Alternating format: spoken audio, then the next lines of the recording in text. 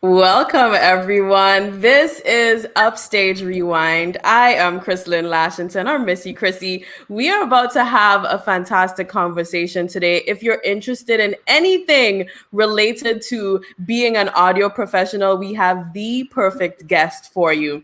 That's right, Scratchmaster is coming up. We're going to be diving into what it takes to be a sound engineer. So you've seen Scratchmaster DJing, you've heard him on radio. He's also a program director, but there's that one very unique skill that he has that is quite a mystery to some of us. And we're going to unveil all of that right here on Upstage Rewind.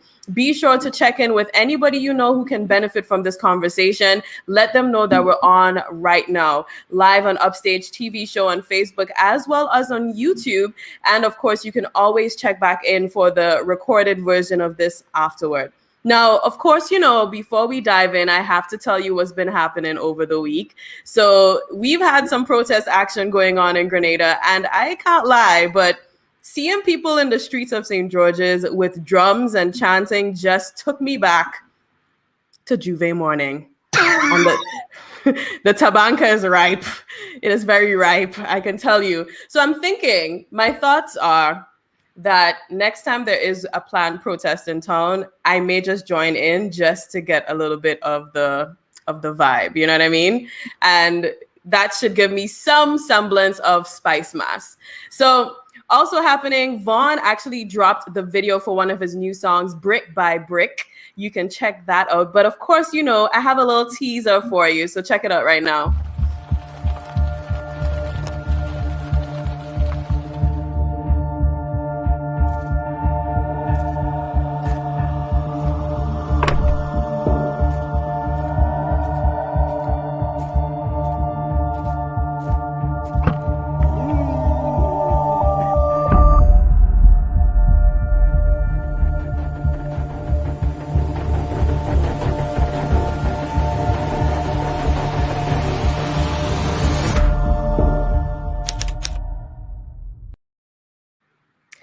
There you go. Well, it's obviously not tomorrow, but it came out already. So you can check out the full video. In the video, you actually see Vaughn stepping out of a plane on Maurice Bishop International Airport, trying to be ballin' and ting.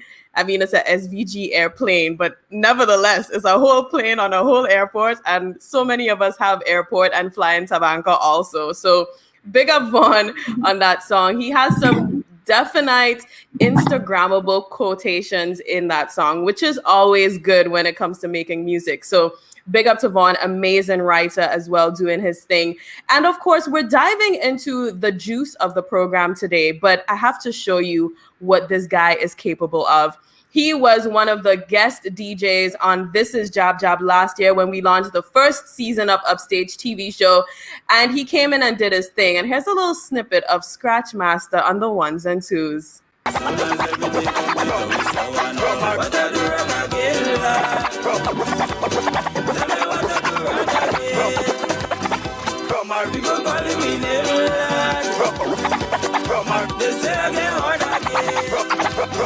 From a rich inside the session, I drunk already.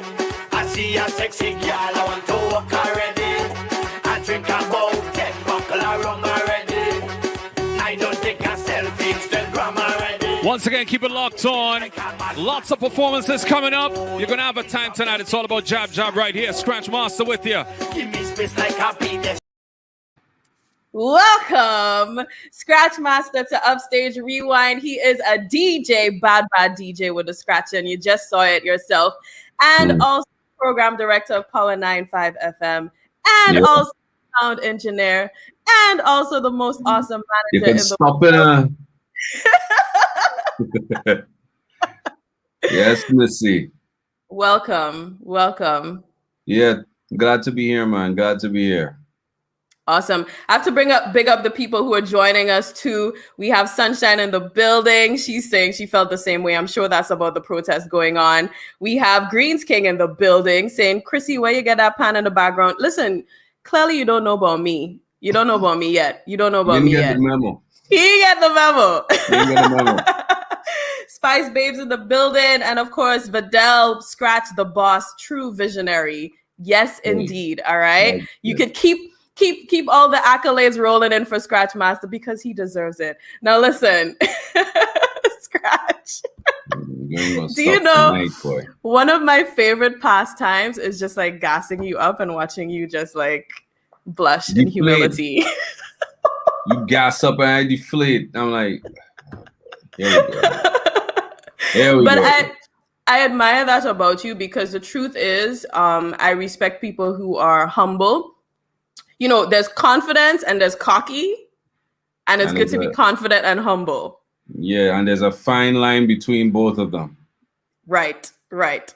How is it that you haven't tipped over that scale after all this time of doing so much good work? I think that somebody said Kevin or that. Kevin. Anyway, Kevin says now a dancer on Twitch. Yo, Kevin on the move. He give us a little move last week, yo. Yeah, and I have plenty in store next week, Saturday. But anyway, I think the reason for that is because I never forgot the reason why I went to do music full time, from leaving the bank to doing it. And naturally, anybody who knows my personality, as my wife tells me, Scratch and Karen are two completely different people. When I'm on stage, is one persona. When I'm here, it's a totally different persona. So, you know, with that in mind, and plus, it's a turnoff for a lot of people, you know, because I never look at myself as better than anybody or that kind of thing. So I suppose because of that, it resonates with me to, you know, just be humble, you do your thing. If people like what I do, I appreciate it. I appreciate the kind words, you know, and keep it at that. If people like what you do, as if we can't, you know, like we have no choice but to like it because it's so good. Right. Now, I was talking about Carnival Tabanca a while ago, and I know that you get gigs all the time to travel to Barbados, St. Vincent, Toronto for carnivals. Do you miss the fact that we haven't had a proper carnival in the last almost 2 years? Is the wall behind me white? Let me tell you something. I don't only miss that. All my DJ friends will tell you right now, we miss immigration harassing us.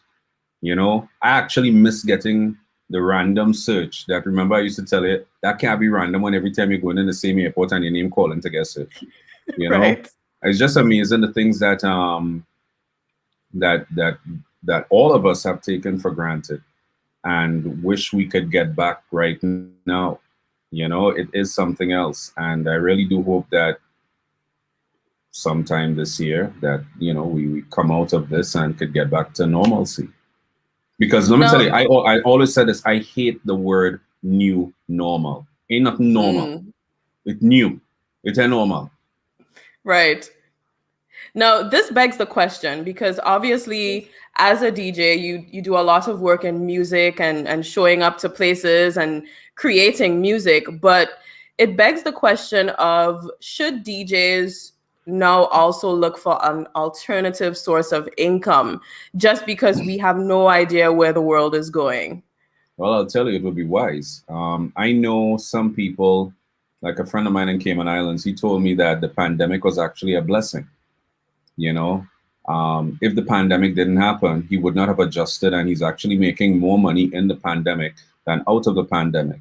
So, I mean, for me, when I decided I was doing music full time, I always made a promise I didn't know it was going to reach to what it is now, but I always made a promise to myself that, yes, the DJing is fine, but I know there are other aspects to this thing. You know, there's the radio side. The sound engineering side actually came up by accident, right? That wasn't something that I had that, you know, you could say, oh, but I want to be a sound engineer. No, that came up by accident. That was total accident. I like that you say that, because that leads me to the next question. How did you end up becoming a sound engineer? What is this accident that occurred?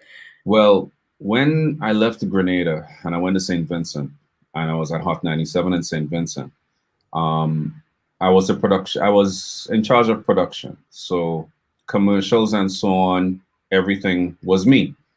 And over time, I started to get fascinated in how commercials sound, the sound of it.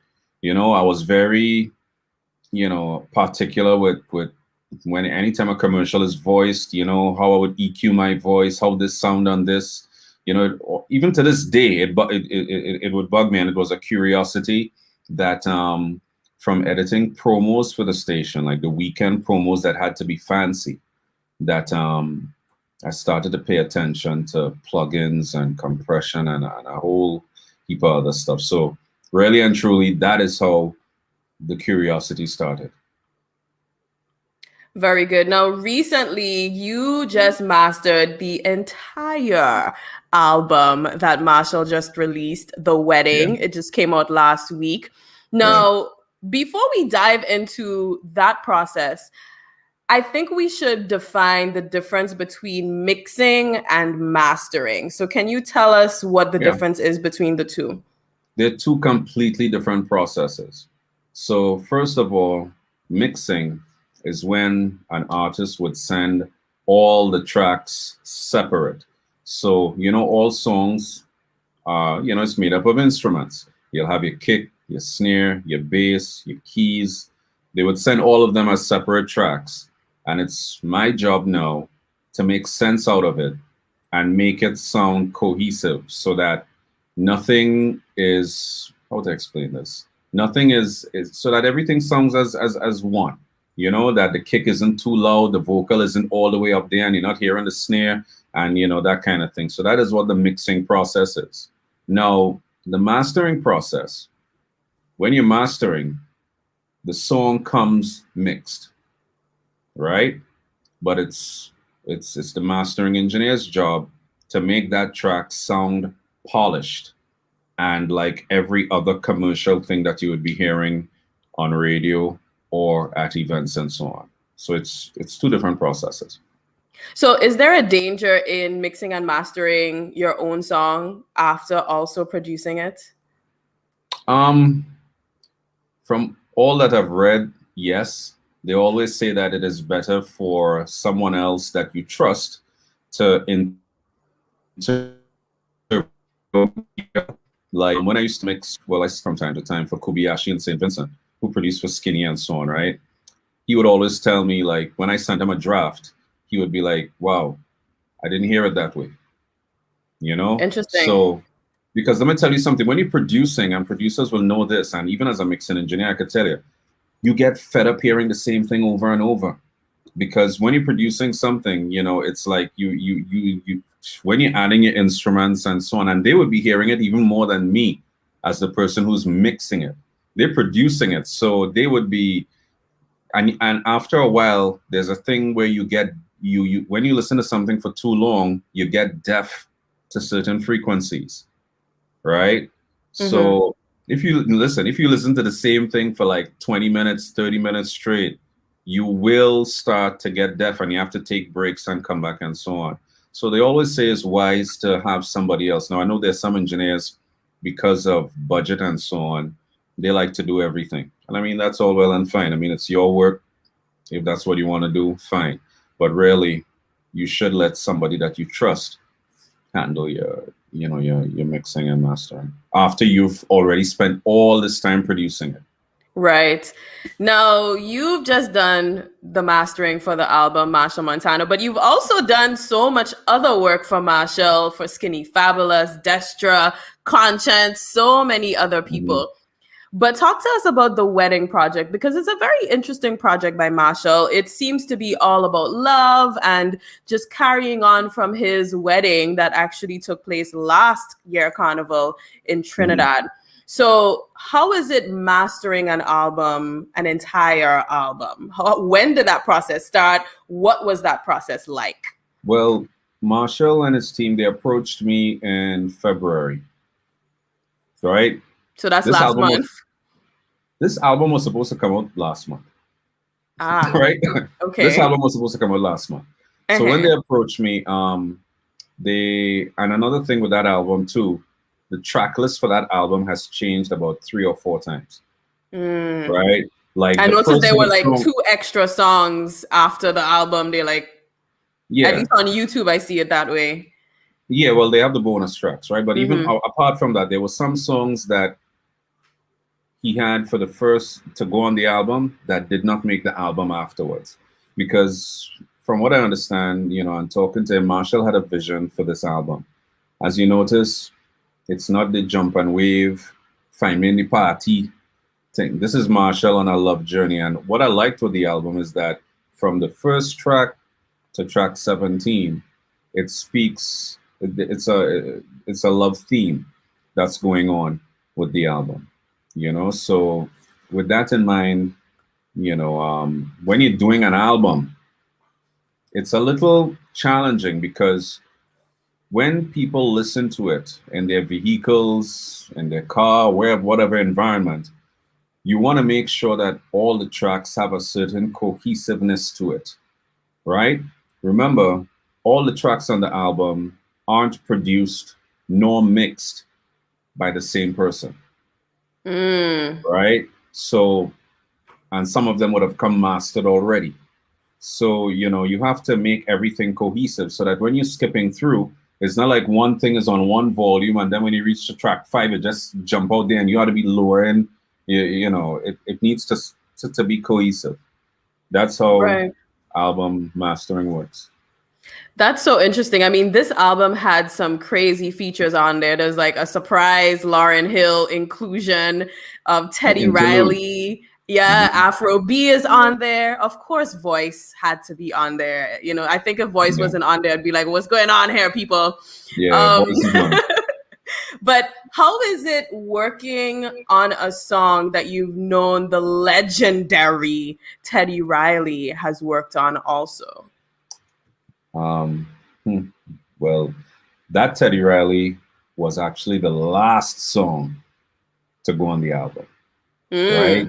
Machel was in, I think Precision mixed it, right? And he's one thing with Machel, Machel has a work ethic that is admirable. He would be with a mixing engineer for the slightest little until he gets it right. He doesn't take anything for granted. It has to be right. And that Teddy Riley track, he had a back and forth with Precision with the mix for that. I'm glad I didn't mix that one, right? They had a back and forth. It's like this, because he wanted to get it right. And I mean, he has every right to, want the best. He obviously knows. Well, yeah, the stakes are high for this song if you have Teddy Riley on the song. Yeah, Teddy produced it, and I love that track though. It's called I Do, and I mastered that. That track got mastered literally 2 days before that album dropped. Because remember, when you do the album, boy, I had everything else complete. We were just waiting on that one track. But the thing about it is, remember, it's not like if I send him the email with the album and then bam, it goes on iTunes automatically. They have to get it to their distributors and all these different things. And you have to work in a timely manner to get your things on the digital platforms. So are you saying that you felt like you were under some pressure, sir? Is that what you're saying? Is that what I'm gathering? First name. That is not the first time with Mr. Montano. Do you work best under pressure?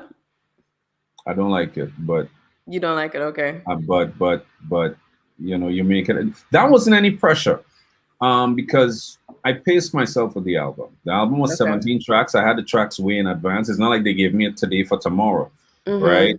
And I had everything else complete. The other 16 tracks were practically approved. So that one, I wasn't worried about it. And typically when you mix or master a song, not necessarily on this album, but is there a lot of review happening in terms of the song, or can there be such a thing as getting it wrong? The funny thing is, in this business, there's no right, there's no wrong.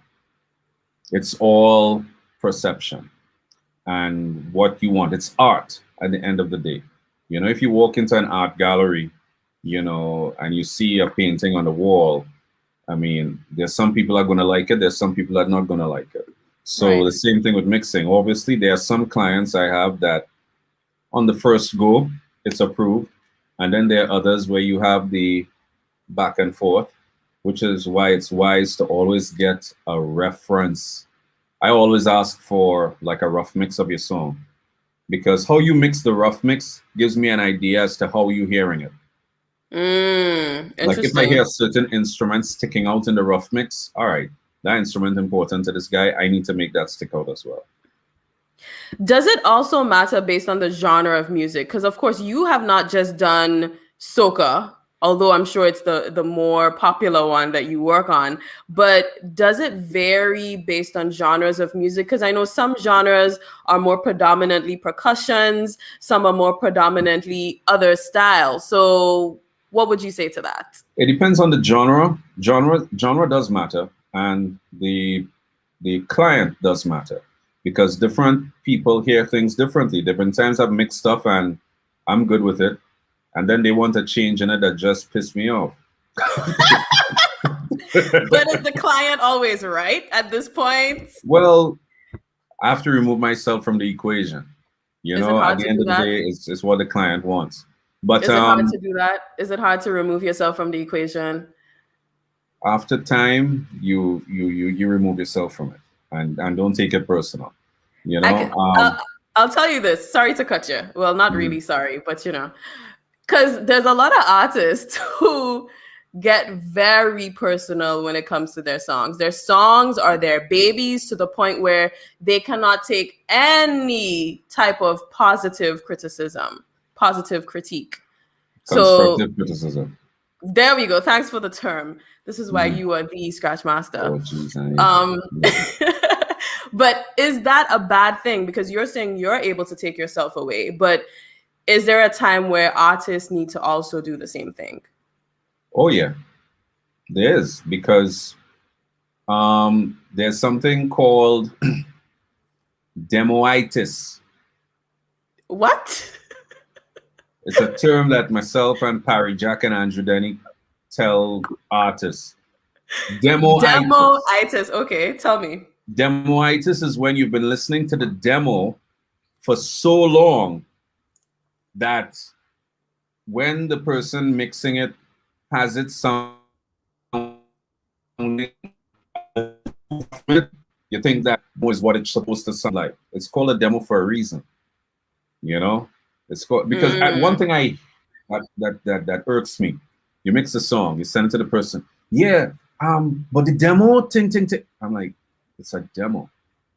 Yeah. You know, it's not, you know, it's a demo, you know, but so you go. I feel you.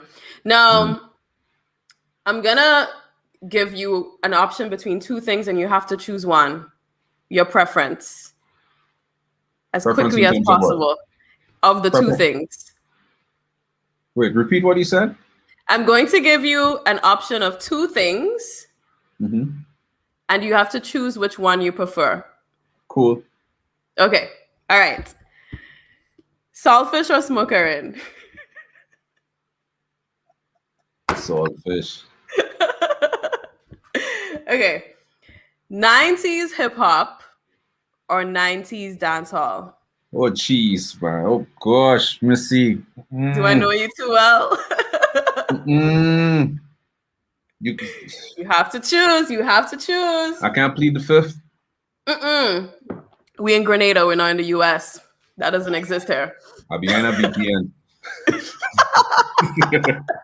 90s hip hop or 90s dancehall? I would go with 90s. Hard. Yeah, real drum to roll for you if you want. Boy, I'll go 90s hip hop. Why? It's on my t-shirt. Oh, look at that. I'll go 90s hip hop. Why would you choose 90s hip hop over 90s dancehall? For me, a lot of stories were told. Yes, dancehall had its club bangers, you know, the era, Red Rat, Dirtsman, General Degree, and all of them, yes. But there's just something about the 90s hip hop with LL, Skilo, Foxy Brown, Slick Rick, Montel Jordan, TLC, Donald Jones, Cisco. Need I continue? They have, you know, especially when you want to go down the R&B road, or give me the 90s hip hop. Okay. St. Vincent or Barbados? St. Vincent or Barbados? Slick says he likes to scratch. Are you laughing? Yo, St. Vincent or Barbados? You want me get put out? I will put in for both of them places. St. Vincent or wow. There are things I like and don't like with both. Okay. I can't choose one. I really can't choose one with that one. What do you like about both? Why is it hard? Let me tell you what I like. St. Vincent, and I know we've had this thing conversation, but let me tell you something.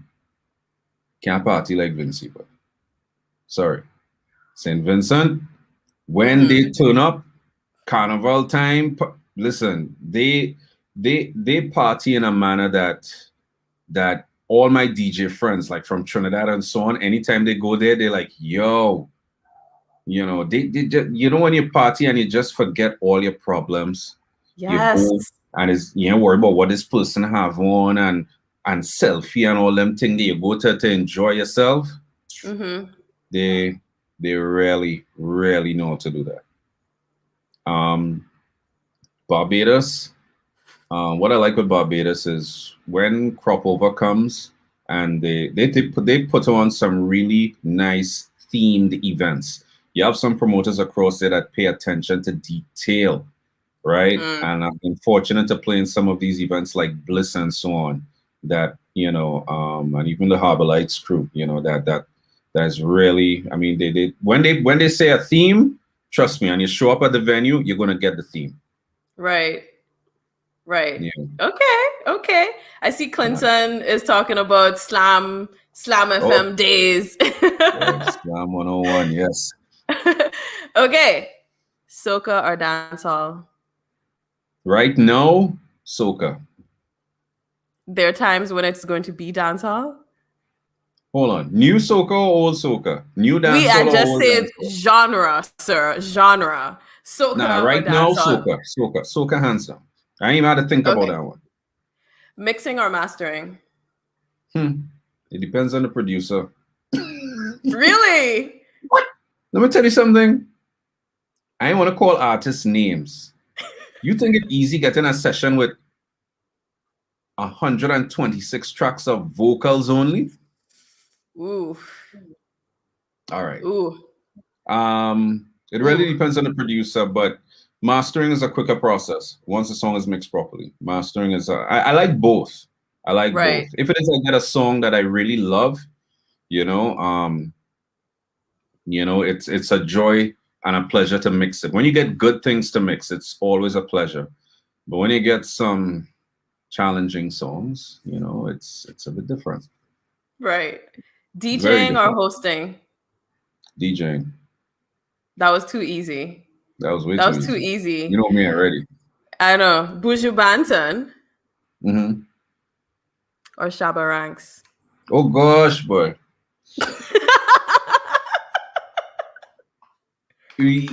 I would give it to Buju because Buju was the artist. No, respect to Shabba, don't get me wrong. But Buju is the artist that in my teenage days really made me like dancehall. Buju was the artist. When he did that Mr. Mention album, right? Yeah. Buju. Nice. Buju. All right, that was good. Not bad. That's St. Vincent and Barbados, though. We got to work on that. We have to find a decision between there. I can tell you that off this camera. Oh my gosh. Next thing, Now, this country and that country disown me, boy. Nah, boy. I know. You had to play it safe because you're quite interesting. My wife interesting. is Vinci. Nah. You're born in Trinidad. You grew up here. You live in here. You even put Trinidad in the question, I'm born in Trinidad. You say Trinidad or St. Vincent? Because I know. Nah, boy. I know there's a bunch of DJs on here. There's a bunch of artists on here, and yes, we've talked about sound engineering. That's the focus for today. But before we wrap up, I know part of the process of being a program director on the radio station is now choosing songs that go on air. Right. And, as we talk about the quality of music, of course, based on how well it's produced, mixed, mastered, and of course, just the song itself, what is that process like? And what advice would you have for producers and artists who are watching and listening Upstage Rewind right now in terms of getting their song to that quality that can be now played on radio, not just in Grenada, but regionally and internationally? Well, I think first of all, it's important for artists to understand that you never know who is listening, right? This goes beyond Grenada. This goes beyond Power 95 now, right? Everything is worldwide. You have the internet, you have YouTube, and all these different platforms. So it is very important, artists, to make sure your song is correct before you email it to anyone, right? Because from the time it leaves your computer, it's gone, right? Always make sure it is correct. Don't put out something that you have to go back and change and revise and all of that, right? That is very, very, very important, because you see artists now, because of YouTube, because of TikTok and these different platforms, their songs are getting bigger, So you never know who is listening. You never know who's listening. So you have to make sure your stuff sounds correct. Go to a good engineer, get your stuff properly produced, and execute. And, another thing with artists I always have to say is that I know for an artist, every song is like a child, right? Every song for an artist is a baby. And you don't want to hear anything bad about your picnic, right? Right. Now, don't get me wrong. There are times, we're all human. There are times that I would get it wrong. I would hear a song and say that I ain't feeling that. And then afterwards, it might end up being big, right? But be humble enough to take constructive criticism.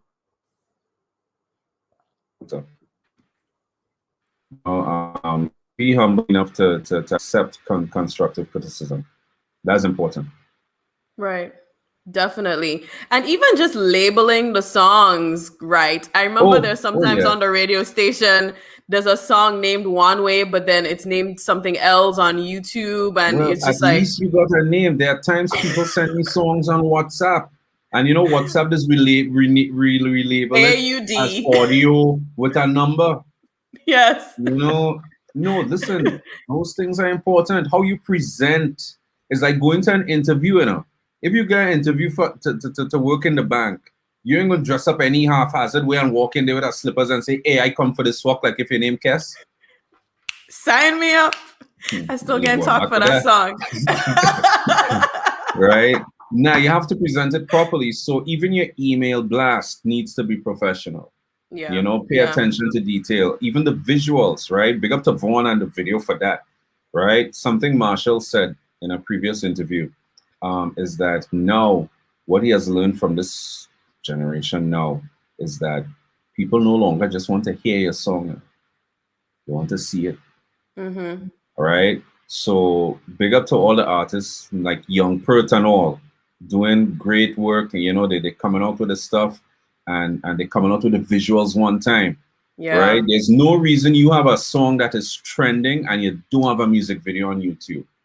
Facts. No reason for that. I'm tempted to call some names, but oh gosh, Chrislyn, behave yourself. Somebody says, Selector Vibes Kid says, very good point. I have a song in my library. I have about 3 remastered for it. Yep. That happens. I guess 3 different versions, 3 remastered versions. That happens, meaning that they recalled It's like, all right, replace that. And I'll tell you something. Not every DJ is going to go back and delete and replace, which is why it's important to get it right. Very important to get it right. This, you notice you don't see that happening with Machel. If it ain't right, it ain't going out. You know, if it ain't right, it ain't going out. That's very important. Yeah, man, you have to have some level of perfectionism in this creative arts industry. It might be annoying to some people, but it's so important if you really want to have a certain standard out there, and that's just what it is.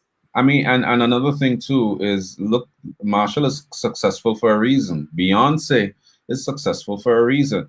You know, they pay attention to detail. Like, perfect example, that same album.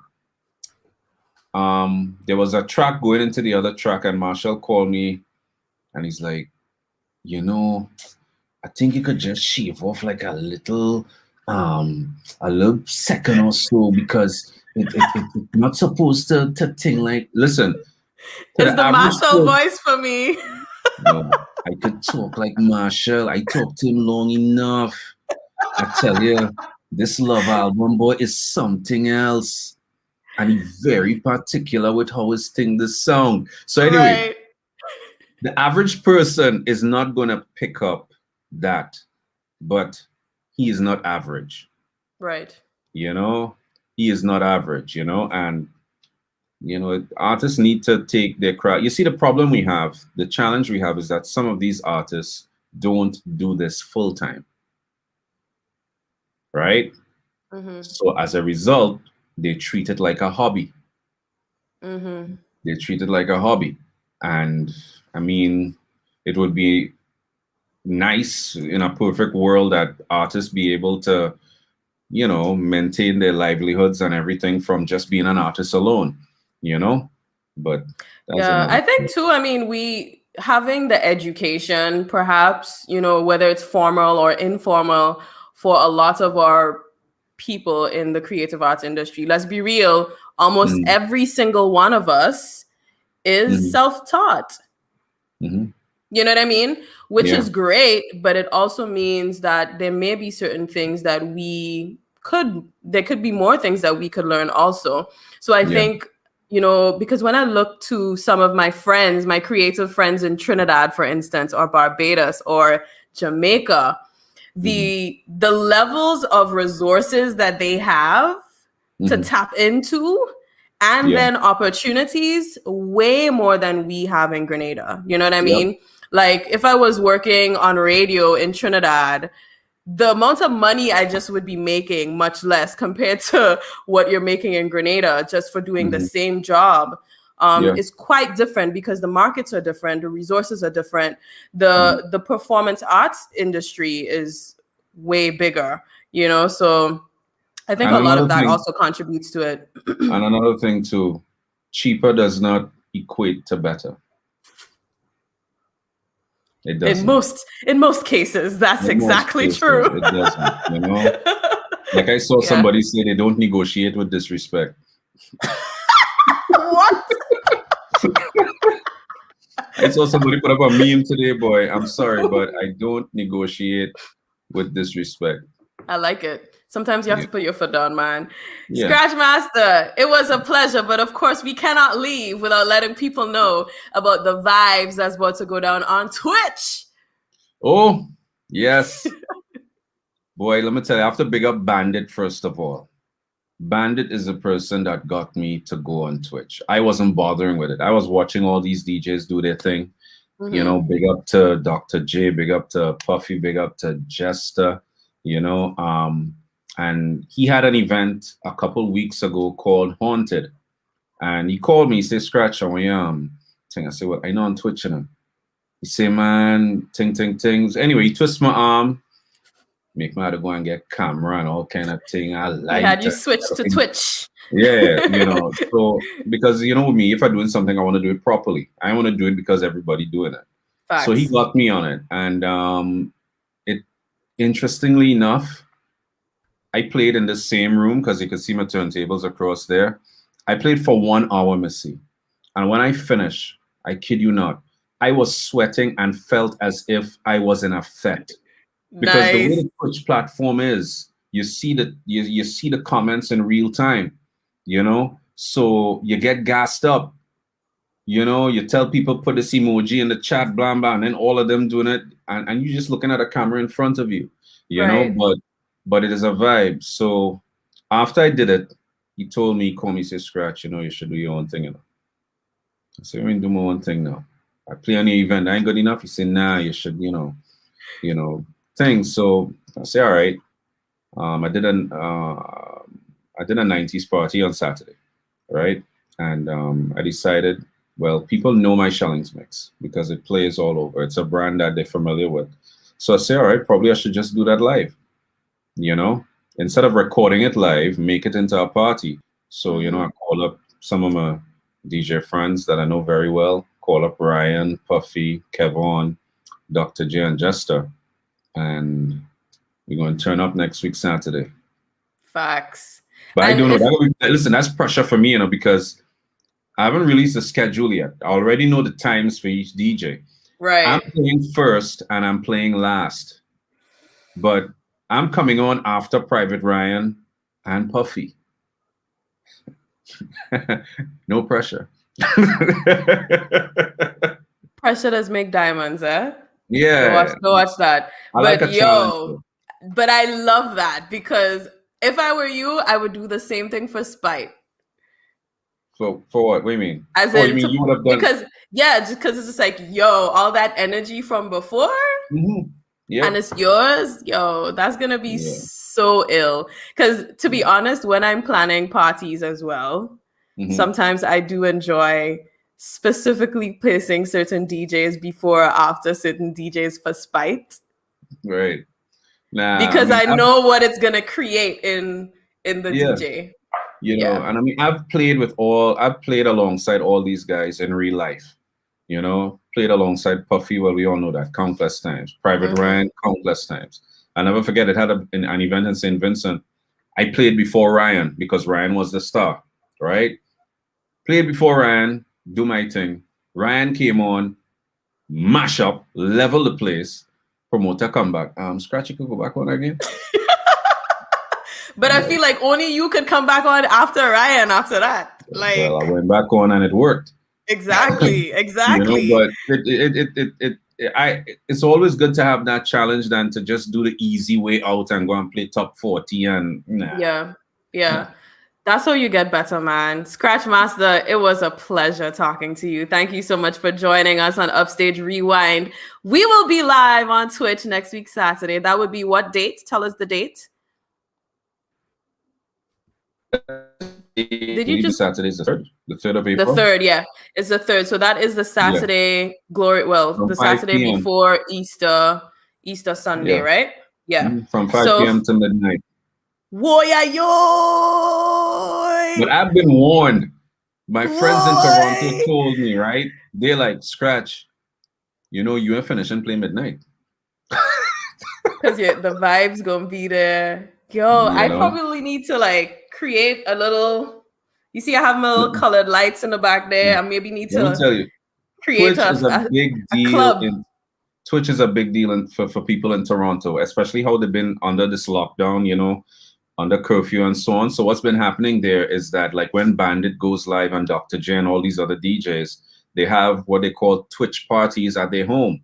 They launch Twitch on their television with the music and so on. And literally, it's like you have a session. I have a friend of mine that told me that they had a hangover because of a Twitch event. I'm like, what? You didn't go anywhere and you had a hangover? That's crazy. That is so fun. We need to get some Rivers for that person. You know, Rivers don't give you a hangover. Y'all, it was a pleasure. Scratch Master in the building. He was here. Thank you so much. All right, Missy. Thanks for having me. Of course. Anytime. And guess what?